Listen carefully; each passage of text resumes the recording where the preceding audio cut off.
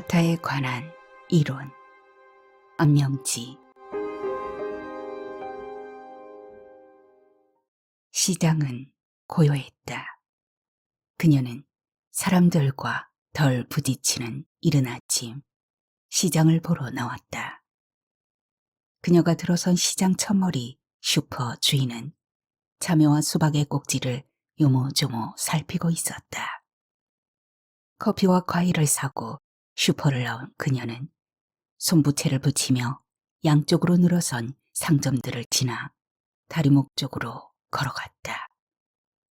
평소 그 시간 다리목에서는 상을 펴놓고 마수거리를 기다리는 상인, 소꿉장난하듯 푸성기 한아름을 앞에 놓고 쪼그려 앉은 노인, 행거에 이불을 척척 걸고 의자에 앉아 담배를 피우는 상인들이 하루를 시작하는 시간이었다. 그런 다리목에서 웬일인지 발빠른 사람들의 움직임과 웅성거리는 소리가 들렸고 행인들과 말을 주고받으며 메모를 하는 경찰의 모습이 생경했다. 뭔가 불길한 기분에 휩싸인 그녀는 조심스럽게 다리목 쪽으로 다가갔다. 아니나 다를까 비탈진 곳에 뿌리를 내린 우람한 소나무에서 그네를 타듯 매달린 사람이 흔들거리고 있었고 다리목 왼쪽으로 뻗은 가로수를 향해 사람들이 목을 빼고 있었다. 뭔가 잘못 보기나 한 것처럼 손등으로 눈을 씻어내고 봤지만 사람의 형상이 분명했다. 잠깐 짓궂은 아이들이 일부러 마네킹을 매달아 놓은 건 아닐까 싶은 생각이 뇌리에 스쳤지만 그렇다면 경찰이 달려오고 사람들이 모여들 리가 없다는 생각이 뒤미쳤다. 잠시지만 그녀가 마네킹을 떠올린 건 산속도 아니고 유동인구가 많은 시장길 바로 옆에서 사람이 목맬 가능성을 염두하지 못한 때문이었다. 목을 매는 순간 누군가에게 발견될 수도 있는 일이며 그 어디에서도 사람들 눈에 띄는 곳에서 목을 매는 사건이 발생했다는 얘기를 들은 적이 없었다. 그러니 그녀가 어리석게도 짓궂은 아이들이 걸어놓은 마네킹일지도 모른다는 상상이 터무니없는 것만은 아니었다. 어떻게 시장길에서 끔찍한 일이 생겼는지 모르겠다며 사람들도 침을 튀겨가며 떠들었다. 그녀는 사람들을 따라 사고 현장으로 갔다. 다리목에서 100미터도 채 되지 않는 거리였다. 여전히 소나무에 매달린 남자가 바람을 타듯 흔들거렸다. 그녀는 자신의 목을 자꾸 매만졌다. 평생 자신 때문에 누군가 생을 마감했다는 무거운 짐을 지고 사는 일이 얼마나 고통스러운 일인데. 중얼거린 그녀는 마치 남자를 죽게 한 사람이 있기나 한 것처럼 얼굴을 일그러뜨렸다. 아니, 글쎄 오늘따라 일찌감치 시장을 나왔는데 저기 소나무에 사람이 매달려 있지 뭐예요? 바로 119로 신고를 했죠. 경찰 말로는 저기 혼자 목을 매기가 어려운 곳이라서 타살 가능성이 높대요. 그래서 아직도 그냥 놔두는 거래요. 흥분된 여자의 목소리가 다리목을 울렸다. 무슨 타살은요? 작년에도 저 아래서 여자가 목을 맸는 걸요. 스스로 목숨을 끊은 게 맞아요. 경찰 말 믿지 마세요. 그나저나 웬 또 이런 일이. 아무래도 이 터가 센가 봐요. 푸닥거리라도 하든지 해야지 원. 미투 사건에 연루된 이 동네 사는 교수라고 하네요. 조금 전에 보니까 그 마누라가 실신하더라고요. 병원으로 실려갔어요. 방송엔 안 나왔지만 제자와 그렇고 그런 사이였는데 제자라는 것이 글쎄 성추행으로 고발을 했다지 뭐예요. 잘 지내다가 교수가 헤어지자니까 억하심정으로 그랬겠죠. 어디 남자들이 제 마누라 버리고 애인 만나는 줄 알아요? 재미 보다가 도망갈 궁리들 하고들 있죠. 지발등을 찍은 거야. 뿌린 대로 거둔 거지. 젊은 여자들도 무섭긴 하네. 목적이 이루어지지 않으니까 밑으로 갔구먼. 닭이 먼저인지 알이 먼저인지 정 모르겠네. 여자들이 주고받는 말이 귀에 거슬린 그녀는 휙 돌아서 집으로 향했다. 신발에 본드라도 들러붙은 듯 그녀 걸음이 마음대로 떼어지지 않았다. 도망가려는데 띄어지지 않는 꿈속과 흡사했다. 겨우 집에 도착한 그녀는 냉수 2컵을 연거푸 마시고 세면대 수도꼭지를 3개 틀고 몇 분간이나 바득바득 손을 씻었다. 뜨거운 물에 댄 자국처럼 손이 불그스름해졌다. 결벽증이에요, 어머님은.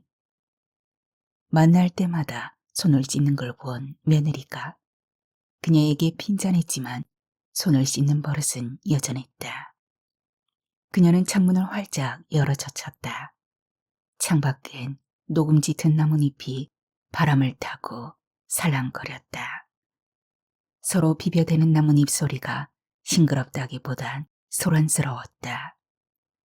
그 소리 때문인지 흔들리는 나뭇가지 때문인지 정신이 혼란스러운 그때 목을 맨 남자가 그네를 타듯 그녀 앞에서 오락가락했다. 구름처럼 떠 있으면서도 형체는 분명했고 남자였다가 이내 여자로 바뀌는 것이었다. 머리털이 쭉 뼈선 그녀는 서둘러 창문에 커튼을 치고 몇 시간을 소파에 웅크리고 앉아 있었다. 시장을 가지 않았어야 했다고 자신을 타박한 그녀는 진정제 하나를 먹고서야 방바닥에 널브러진 옷가지들을 정리했다. 그리곤 오후에 할 일을 떠올렸다. 그래, 여느 날처럼 오늘 오후도 사군자를 치면 되겠지. 그리고 나면 해가 그럭저럭 넘어갈 거야. 그러다 저녁을 먹고 드라마를 보다 보면 잠이 들겠지.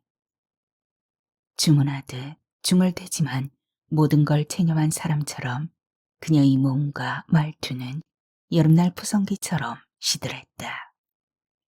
사람들과 어울리는 걸 꺼리는 그녀는 간혹 외출하는 일 외에는 언제나 집안에서 1시간을 버텼다. 사군자를 치기 전엔 아주 가끔 이웃집에서 놀러오는 여자들과 커피를 마시는 일이 있긴 있었다. 그러나 팽팽했던 마음이 느슨해지면서 그녀들에게 친밀감마저 들라치면 방바닥에 떨어진 머리카락을 한 올 한 올 집어 올렸다. 그것도 모자라 걸레질을 멈추지 않아 손님들을 어리둥절하게 했다. 이쯤 되면 여자들은 그녀의 눈치를 살피다가 서둘러 돌아가기 마련이었다. 대화가 길어지다 보면 자신도 모르게 속내를 드러낼지도 모른다는 불안감이 그녀를 이웃들과 이렇게 단절시킨 것이었다. 그녀는 점점 고립되었고 두문불출했다. 혼자 살아가는 방법을 생각한 끝에 사군자를 치게 된 것이었다. 사군자를 치고 있을 때만큼은 잠시지만 어두컴컴하던 길이 밝아지는 듯했다. 누군가 꼭 지잡이할 것 같은 불안에 떨던 그녀는 마음의 이완을 바라며 화선지를 신문 위에 올려놓고 먹을 갈기 시작했다. 다 갈아진 까만 먹물이 벼루 안에서 미세하게 출렁이자 붓을 들었다. 필법을 제대로 배운 건 아니지만 종교의식을 치르듯 손울림은 다소곳하면서도 경건했다. 한 입 한 입 난이 화선지를 채워가는가 싶더니 어느 순간 붓이 제대로 움직여지지 않았다. 가끔 붓이 말을 듣지 않을 때도 있었지만 최근엔 없던 일이었다. 미풍처럼 떨려오는 손과 아직도 뛰는 심장 때문만도 아닐성 싶었다. 그녀는 테라스 문을 열었다. 목맨 남자가 그네를 타듯 오락가락하는 것이었다. 소스라치게 놀란 그녀는 얼른 문을 닫고 거실에서 서성거렸다. 여전히 남자의 형상이 그녀 머릿속을 떠나지 않았다. 어찌할 바를 모른 그녀는 다른 쪽의 창문을 열었다. 숨이 막혀 견딜 수 없었기 때문이었다. 이쪽도 창문 밖에서는 여전히 목맨 남자가 바람을 타듯 흔들거렸다. 순간 그녀는 혼란스러운 자신의 마음이 만들어낸 환시일 거라고 마음을 다잡았다. 그때서야 창밖은 바람이 살랑거렸고 하늘은 푸르렀다. 그녀는 그동안 애써 외면했던 테라스 구석에 놓인 짐에 눈이 멎었다. 쳐다보기만 해도 가슴을 짓누르는 짐은 시어머니와 살던 집에서 쓰던 살림살이였고 북한산 아랫마을로 이사 오고도 풀지 않은 물건들이었다. 문을 닫으면서 벽 쪽에 박스를 뚫고 삐져나온 무언가를 무심결에 발견했다. 남편이 가출한 동안 꽃을 가꾸느라 샀던 모종삽이었다. 동고동락한 모종삽을 조심스럽게 살폈다. 모종삽은 동상에 튼 살처럼 쩍쩍 갈라졌고 부식되어 있었다. 껄끄러운 표피를 손가락으로 긁었다. 쇠의 잔해가 손톱 밑을 파고들었다. 긁으면 긁을수록 부식된 내면에서 잠자던 고통이 부스스 깨어나자 그녀는 모종삽을 팽개치듯 아무렇게나 던졌다. 그리곤 뒷산을 올랐다. 야트막한 산등성이를 지나자 산길이 가팔라졌고 먹장구름이 몰려왔다. 으르릉 쾅. 바위가 갈라지는 듯한 우레와 번개로 숲이 바르르 떨었다. 게다가 한두 방울씩 떨어지던 비가 금세 소나기를 퍼부었다. 숲속은 괴괴했다. 빗물로 범벅이 된 산길은 밀가루 반죽처럼 찰졌다. 그녀는 기어가듯 걸었지만 미끄러지고 말았다. 다행히도 다리가 삐거나 부러지진 않았다. 가까스로 일어나다가 길 옆에 봉긋이 솟아오른 무덤 앞에서 멈칫했다. 아이의 무덤 같았다. 산속에서 더구나 비오는 날 만난 무덤은 섬뜩했다. 무덤을 의식하지 않으려고 애쓰면 애쓸수록 두려움은 더해갔다. 시어머니를 산에 묻고 내려오던 날 뒤에서 누군가 옷자락을 잡아당기는 듯했던 기분과 다르지 않았다. 그녀는 얼른 집으로 돌아가고 싶었다. 완만하던 길은 가파른 비탈길로 이어졌다. 빗물은 나무마다 음기를 뚝뚝 떨어뜨렸다. 아직도 마을까지 내려가려면 몇십 분은 더 내려가야 했다. 엄습해 오는 두려움은 어떤 눈빛을 불러왔는데 그것은 오래전에 보았던 아버지의 눈빛이었다. 아이에게 아버지는 두려운 존재였다. 작은 잘못도 흔히 아이들이 할 수 있는 귀여운 거짓말도 용서하지 않았다. 아이는 그런 앞에서 언제나 주눅이 들었고 때론 오줌까지 지렸다. 아이는 여름이 싫었다. 겨울을 제외하고는 언제나 온 식구가 마루나 멍석을 깐 마당에서 밥을 먹었다.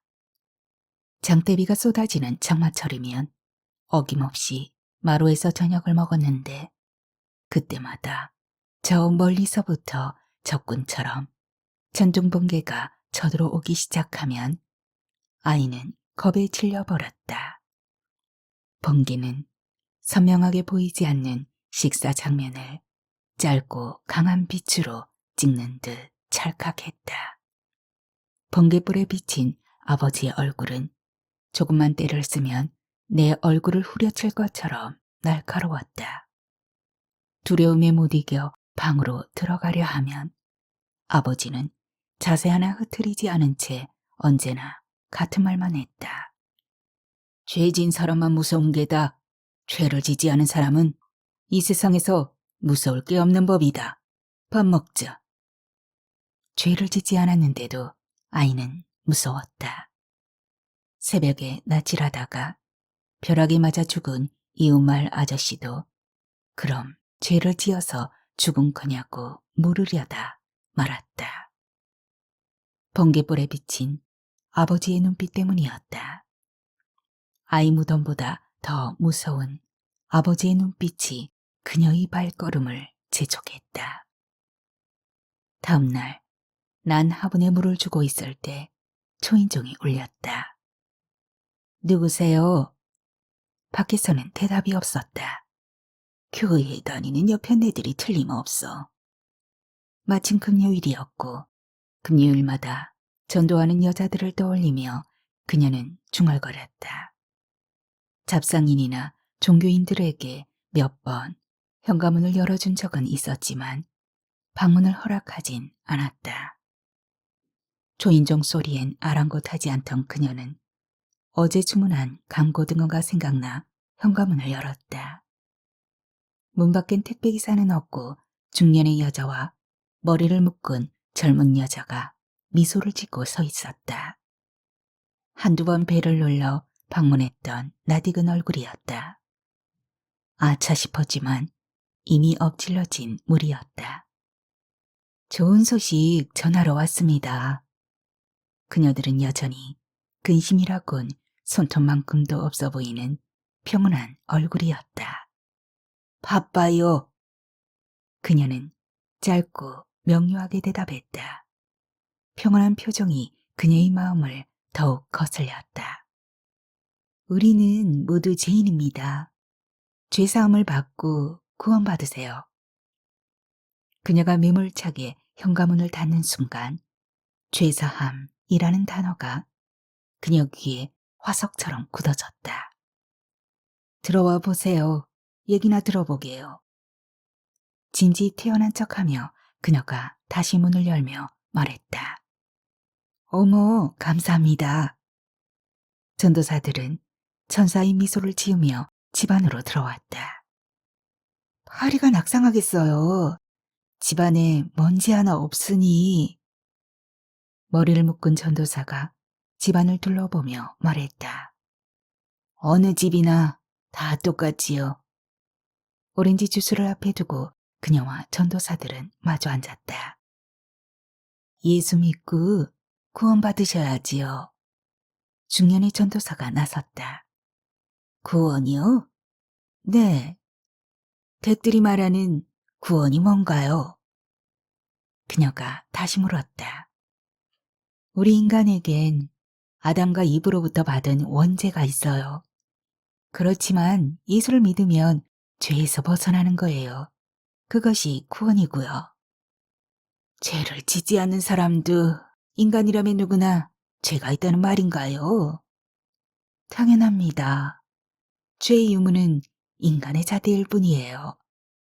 그럼 그 잣대 기준이 무엇인가요? 성경 말씀이죠. 예수님을 믿어야 구원받을 수 있는 거죠. 원죄를 제사함 받는 이 세상에서 죄를 지은 사람도 죄사함을 받을 수 있다는 건가요? 그녀가 초조한 얼굴로 질문했다. 그럼요. 어떠한 죄도 예수만 믿으면 우리 죄에서 자유로워지는걸요. 이제 그녀는 전도사 앞에 바투 앉았다. 만약 제가 죄를 지었다 해도 예수만 믿으면 죄인이 아니라는 건가요? 애원의 눈빛으로 말하는 그녀의 말에 머리를 묶은 전도사가 의아한 눈빛을 하고는 차분차분 말하기 시작했다. 우리 인간은 불완전해요. 조금 전에 말했듯이 도덕과 선행을 했다고 해서 죄가 없는 건 아닙니다. 누구나 원죄를 가지고 태어났으니까요. 그래서 예수님을 통하지 않고서는 누구도 죄에서 벗어날 수 없는 거예요. 그녀들이 돌아가자 어둠과 빛의 대립처럼 그녀에게 한 줄금 빛과 떼지은 먹장구름이 몰려들었다. 그녀는 무조건 집을 나섰다. 얼마나 걸었을까? 무심결에 멈춘 곳은 교회 앞이었다. 교회는 몇 번 지나쳤을 뿐이었는데 오래전부터 오갔던 곳처럼 낯설지 않았다. 목재로 만든 예배당 문은 고풍스러웠다. 손잡이를 살짝 밀자 어둡고 넓은 예배당에서 기도 소리가 울려 퍼졌다. 경건하고 신성함에 이끌린 그녀는 발 뒤꿈치를 들고 들어가 긴 의자에 앉았다. 가슴이 떨렸지만 두렵지는 않았다. 구원받을 것 같은 떨림이었다. 아니, 구원받고 싶은 간절함일지도 몰랐다. 기도에 열중하던 3명의 여자들은 그녀의 기척에도 뒤를 돌아보지 않았다. 두리번 주위를 살피던 그녀도 눈을 감고 두 손을 모았다. 그녀 입가에서 맴도는 죄사함이라는 단어가 말로 내뱉어지지는 않았다. 오직 내 죄를 대신하여 십자가에 못 박힌 예수를 믿으면 죄에서 벗어납니다. 그러면 영원히 죄에서 자유로워지는 것이지요. 하던 전도사의 말만 되뇌었다. 이내 자신도 모르게 예수님을 간절히 부른 그녀의 입이 파르르 떨리더니 뚝이 터진 듯 속절없이 눈물이 쏟아졌다. 그동안 그녀는 눈물을 흘려본 적이 없었다. 슬픈 드라마를 볼 때, 아이들이 다쳤을 때, 도리어 이를 앙다물며 더욱 냉정해지곤 했다. 눈물을 흘리면 난간의 기둥을 잡듯 버틴 마음이 와르르 무너질 것만 같아서였다. 눈물을 흘린다는 건 마음이 무너진다는 의미였다. 그녀는 강해야 했다.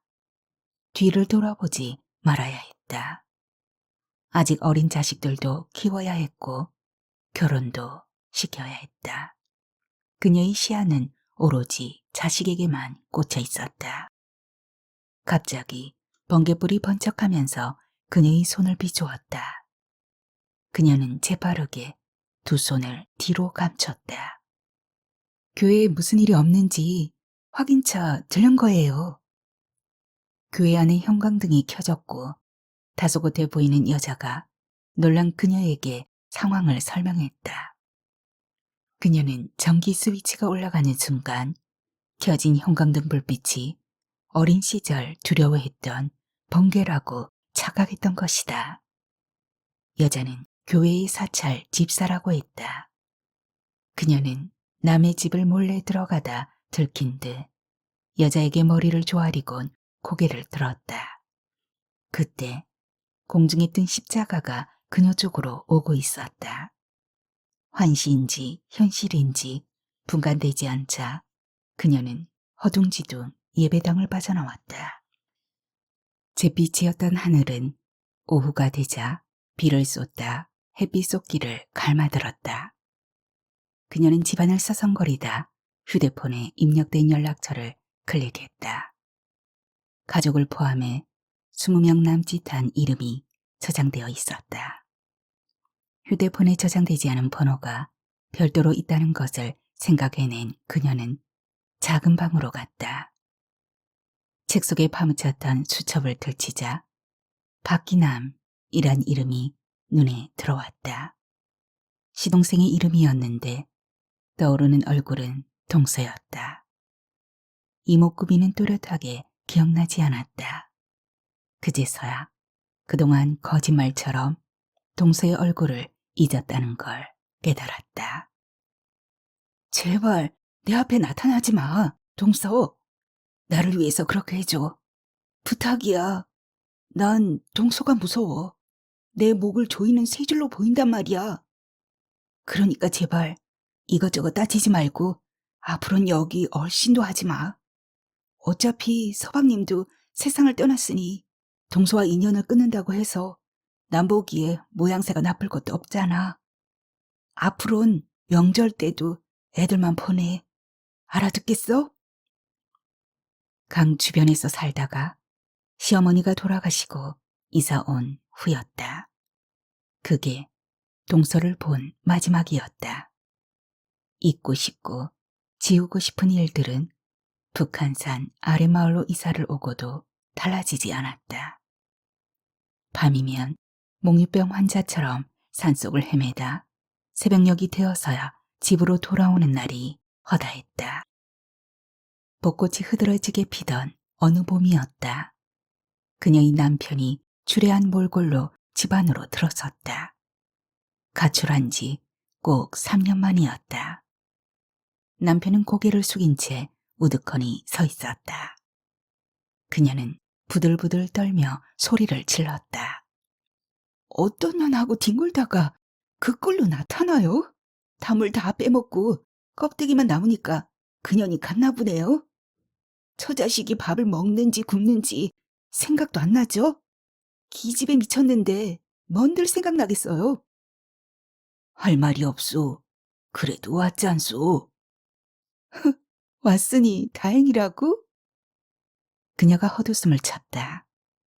잠시 적막한 분위기가 무겁게 흐르고 있을 때 갑자기 방 안에 있던 시어머니가 버선발로 뛰어나왔다.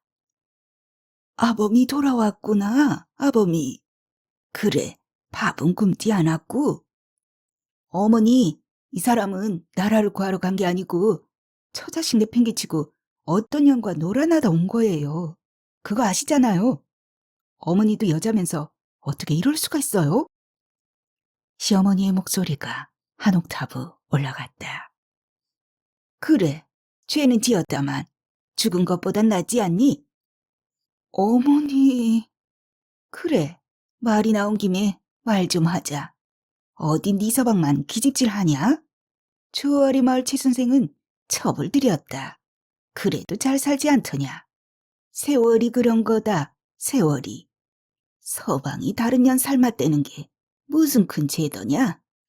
여편 내가 자식 새끼 보고 살면 그만이지 그깟 일로 서방을 그렇게 잡도질을 해대냐? 이제 본색을 드러내시네요. 나는 더한 것도 참고 살았다. 어머니하고 저를 비교하지 마세요. 한층 고조된 목소리로 종주목을 들이대고 방으로 들어가는 시어머니 뒷꼭지를 향해 그녀는 악을 썼다. 그 틈을 타 남편이 밖으로 뛰쳐나갔다.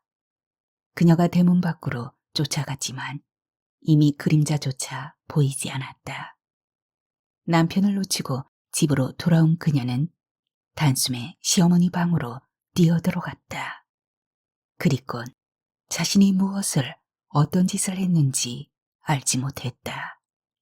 다만 동서와 눈이 마주친 순간 자신의 손이 시어머니 목을 죄고 있었고 숨을 헐떡이는 시어머니 눈이 늙은 호박 같은 누런색을 띠고 있었다는 것밖엔. 그녀는 수첩을 덮었다. 못된 할망구 같으니라고. 그래, 자기도 평생 집 밖에서 살았던 영감을 원망하고 살았으면서 기집질하는 게 죄가 아니라고? 옆에 시어머니가 있긴 한 것처럼 그녀는 짓거렸다. 자정이 되어서 잠을 청했지만 정신이 말짱해지더니 시어머니의 누래진 눈, 시어머니 목을 누르고 있던 자신의 손이 보이는 것이었다. 이럴 때면 마음이 쇠사슬로 묶인 것 같아 밖으로 나가지 않고는 못 베겼다. 밖은 간간히 비치는 불빛들만 있을 뿐 어두웠다. 그녀는 자동차에 올라 시동을 걸었다. 순간 그곳을 가야 한다는, 오늘 끝내야 한다는 결심이 섰다. 밤에 네온 사인은 현란했고 도로는 시원하게 들려 있었다. 빨간색 신호등 앞에 정차하자 자동차 안으로 가로등 불빛이 스며들었고 유리문 너머로는 주황색 신호등이 깜빡였다. 사방에서 깜빡거리는 신호등이 혐오스럽게 자신을 바라보던 동서의 눈빛으로 보일 때는 핸들 위에 얼굴을 파묻었다. 그녀는 요란한 경적 소리에 정신이 번쩍 들었다. 저 멀리서 호롱불처럼 작은 불빛들이 보이기 시작했다. 자동차는 서울 변두리 마을로 진입했다. 핸들을 잡은 손이 미끌거렸다. 마을은 한옥 몇 채가 옹송그리고 있었고 사방에는 거물들이 당당하게 늦은 밤을 버티고 있었다. 동서와 이웃하고 살던 때에 소박함이 남아있어 생소하진 않았다. 마음 한구석에 차라리 길을 잃어 동서네 집을 찾지 못했다면 더 나았을까 싶기도 했지만 집을 나설 때 오늘이야말로 모든 걸 끝내리라던 결심을 되돌릴 수는 없었다. 그녀는 핸들을 잡은 손에 힘을 잔뜩 주었다. 외딴 곳에 나지막히 앉은 동선의 집에서 옅은 불빛이 새어나왔다. 누구세요? 이 밤중에. 현관문을 열고 나오는 부스스한 퍼머머리의 여자는 동서가 분명했다. 이제까지 가물거리던 동서의 얼굴이 벗겨진 실루엣처럼 뚜렷하게 기억났다. 형님, 어쩐 일이세요? 이 밤중에. 동서는 소스라치게 놀라며 말했다. 오랜만이네. 동서한테 오는 시간이 이렇게 오래 걸렸어. 이야기는 들어와서 하시고 얼른 들어오세요. 동서가 차를 내오는 동안 그녀는 아늑한 동서의 방 여기저기를 살폈다. 방과 동서에게서 느껴지는 편안함에 떨림도 어느 정도 누그러들었다. 그러면서도 모든 것이 가해자와 피해자에게 돌아가는 마땅한 몫이라는 생각이 들었다. 나 죗값 다 치렀어. 나무가 똑 부러지는 목소리였다. 저는 다 잊었어요, 형님. 거짓말이야. 잊었다는 건. 그렇지 않아요. 형님만 괜찮다면 이제라도 왕래를 하면서. 예전에 내가 했던 말 기억 안 나? 동서에게는 나의 좋은 어떤 말과 행동조차 거짓되고 위선 같아 동서를 보는 게 견딜 수 없다던 말. 기억나지요? 형님 맘을 내가 어떻게 이해할 수 있었겠어요. 현장을 목격한 그날이 왼수 같을 수밖에요. 이 잘난 눈을 파내고 싶을 때도 있었고요. 그 일을 목격한 죄로 형님네와 발을 끊어야 했고 이유를 궁금해하는 자식들 앞에서 그저 큰엄마와 마음이 안 맞아서 왕래를 끊었을 뿐이라고 밖에 달리 둘러댈 말이 없었던 저예요. 동서와 내 고통이 비교된다고 생각해? 어림도 없어. 동서가 고통스러웠다는 것은 엄살이야. 나는 여태 발을 쭉 펴고 자본 적이 없어. 옷을 벗고 자본 적도 없고 대중 목욕탕도 가지 못했어. 언제 어디서 누군가 들이닥쳐 내 이름을 부르며 수갑을 채우는 상상과 늘 싸워야 했으니까. 차라리 그때 사실대로 말하고 벌을 받았으면 나았겠지. 형님 마음을 제가 어떻게 헤아리겠어요. 어쨌거나 우리는 가정을 지키려고 암암리에 덮어두기로 합의를 본 거예요. 형님도 저도요. 돌아가신 어머님까지도요. 그랬지.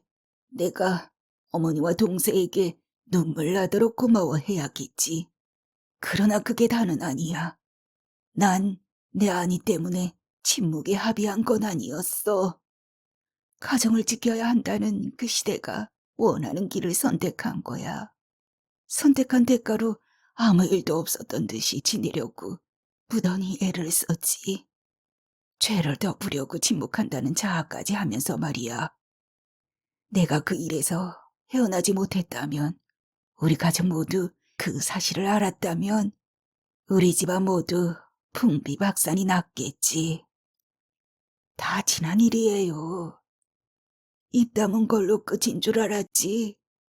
그러나 동서가 기함하며 내 손을 어머니 목에서 떼어내던 순간부터 지금까지 나한테는 현재야.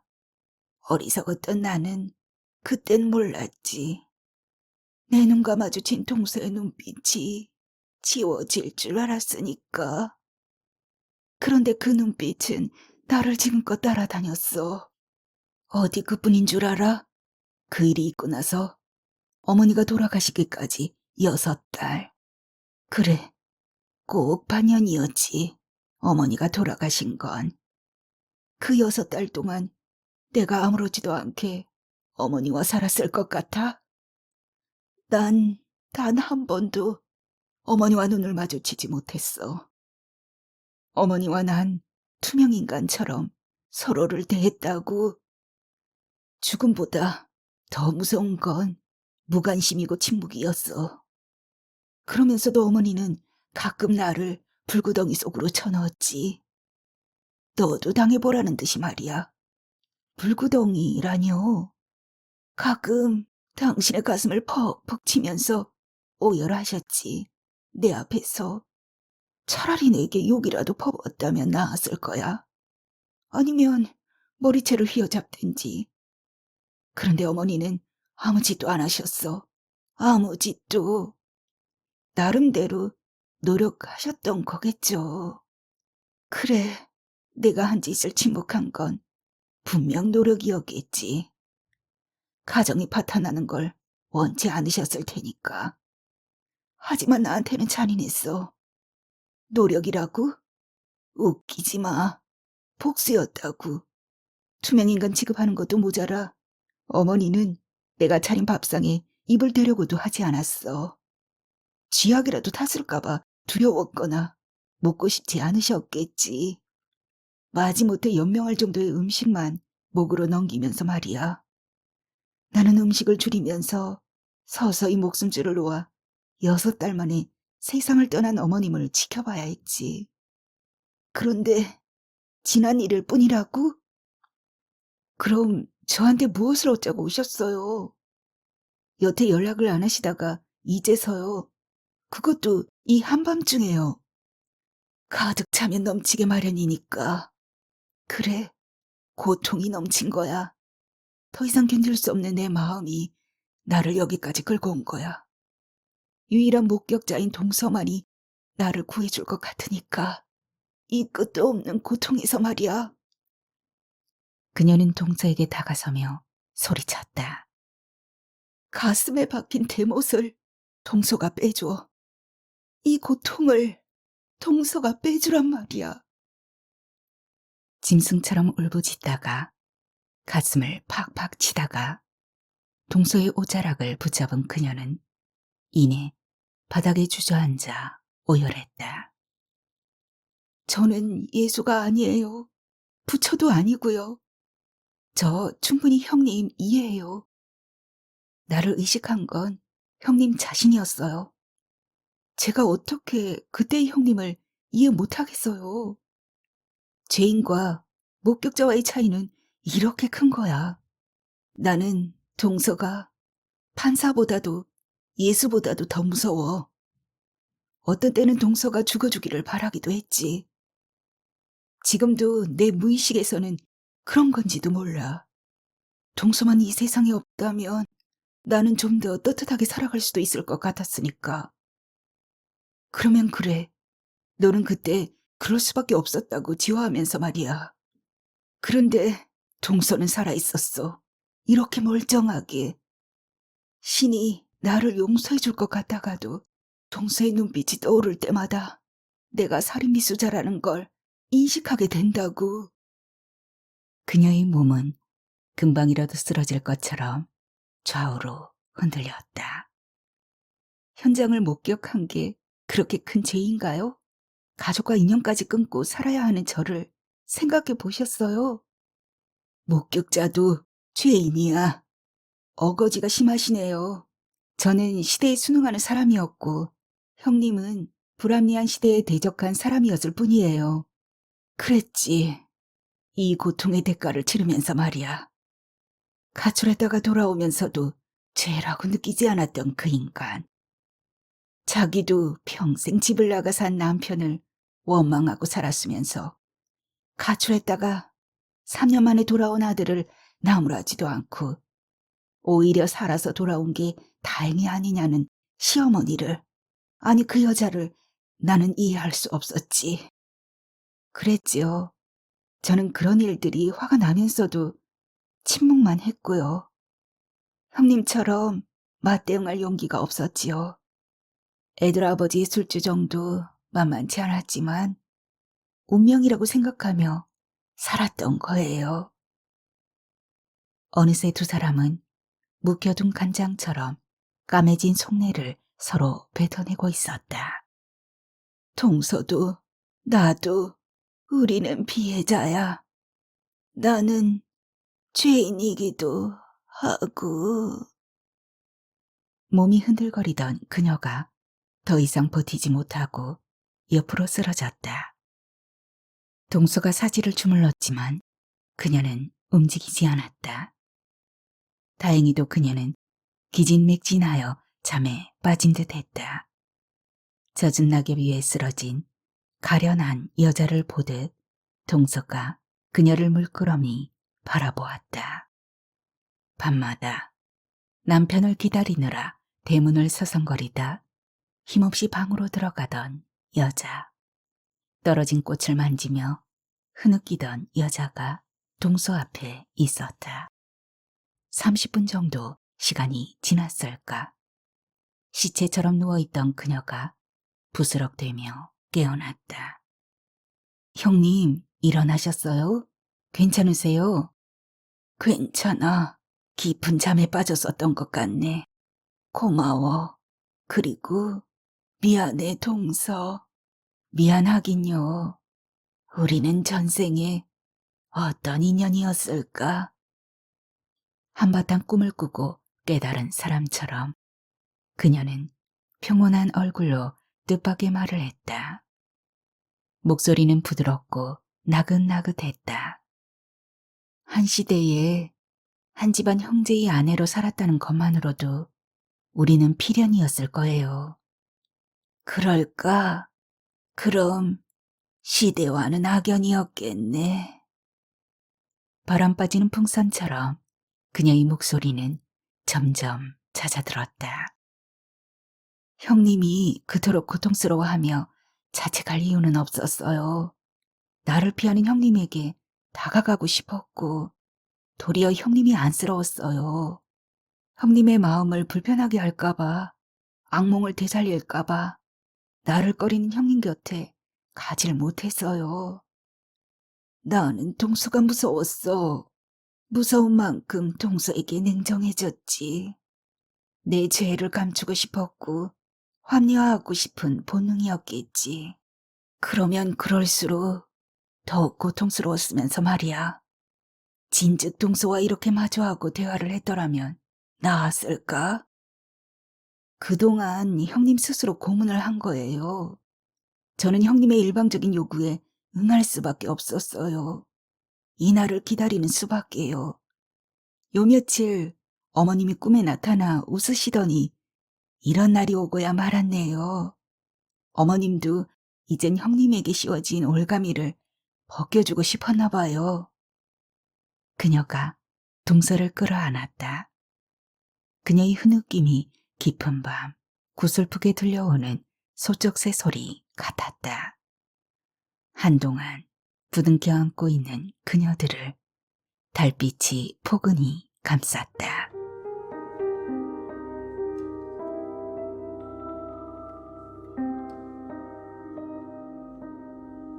그녀는 다리목 쪽으로 걸어갔다.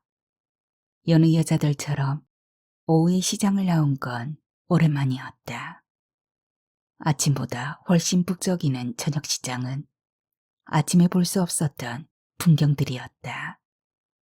마이크 소리가 북새통 시장을 뒤흔들고 손뼉을 치며 호객하는 상인들의 목소리는 펄펄 살아있었다.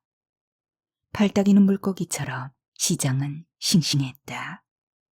오가는 발걸음들, 흥정하는 상인과 손님의 시비조차 물살을 가르며 나아가는 물고기의 지느러미처럼 힘찼다. 그녀는 일부러 많은 인파 속으로 끼어들었다. 행인들의 시선도 피하지 않았다.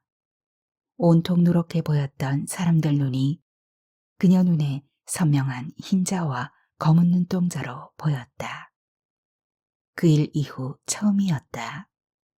흥분한 나머지 혹시 잘못 본 건 아닐까, 환시가 아닐까 싶어 오가는 행인의 눈을 자꾸 쳐다봤지만 사람들의 눈이 아름다웠다. 그 순간 그녀의 굴절된 마음이 펴지는 듯 했다.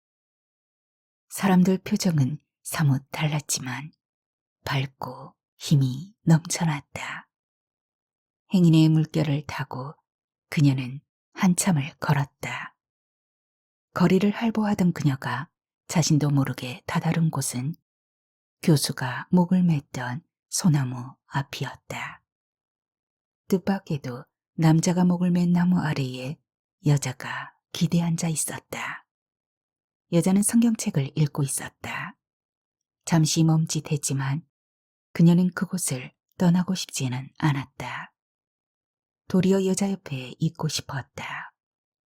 알 수 없는 이끌림이었다. 여자가 읽고 있는 책의 활자 위로 눈물이 떨어졌다. 여자는 타인의 존재엔 관심을 두지 않았다. 그녀는 용기를 내어 말을 걸었다. 목을 맨 교수의 아내라는 확신이 들었기 때문이었다. 아내가 아니고선 사람이 목을 맨 나무 아래에 앉아 있을 사람은 결코 없을 것이었다. 더욱이 눈물을 흘리면서 남편이 밉지도 않으세요? 밉기야 하지요. 얼굴을 매만진 여자는 느닷없는 그녀의 물음에도 낯설어하거나 경계의 표정도 없었다. 많은 대화를 나누던 끝처럼 자연스러웠다. 그런데 왜 오세요? 하필 여기에서요. 불쌍해서요. 불쌍하다니요. 미움보다 연민을 가지고 계시군요. 남편은 먼 길을 가는데 잠시 길을 잃었던 거니까요. 길을 잃었다고요? 알 수 없는 말이었다. 자신의 죄 때문에 스스로 목숨을 선택한 남편을 길을 잃은 것이라고 말하다니.